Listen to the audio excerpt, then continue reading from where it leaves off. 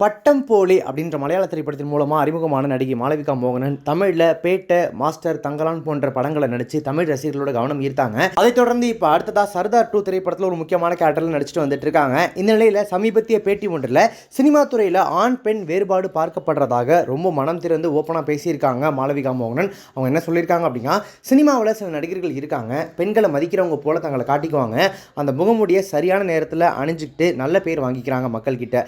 கடந்த 5 ஆண்டுகளில் மட்டுமே முகமூடி அணிந்திருக்கக்கூடிய பல நடிகர்களை நான் நேரில் பார்த்துருக்கேன், பழகியிருக்கேன். அவங்க எல்லாமே புத்திசாலிகள் அப்படின்னு தாங்களே நினச்சிக்கிறாங்க. எந்தெந்த நேரங்களில் பெண்களை மதிக்கிற வகையில் பேசணும் அப்படின்றத அவங்க தெரிஞ்சு வச்சுருக்காங்க. ஆனால் கேமராவுக்கு பின்னால் அவங்க எப்படியெல்லாம் மாறுவாங்க அப்படின்றத நான் கண்கூடாக பார்த்துருக்கேன். ஏன் இந்த பாசாங்குத்தனம்? ஆண் என்றால் ஒரு மாதிரியும் பெண் என்றால் ஒரு மாதிரியும் பார்க்கும் போக்கு சினிமாவில் ஆழமாக வேரூன்றி கிடக்குது. இது எப்போ முடிவுக்கு வரப்போகுது அப்படின்னு தெரியல அப்படின்னு சொல்லி அந்த பேட்டியில் ரொம்பவே மனம் திறந்து வெளிப்படையாக இந்த விஷயத்தை மாளவிகா மோகனன் ஷேர் பண்ணியிருக்காங்க. அவங்க பல்வேறு மொழிகளில் நடிச்சுட்டு வந்துட்டு இருக்காங்க அப்படின்றதுனால அவங்க மீன் பண்ணி சொன்னது தமிழில் இருக்கக்கூடிய நடிகர்களா அல்லது வேறு மொழியை சேர்ந்த நடிகர்களா அப்படின்றது இது வரைக்கும் கிளியராக தெரியல.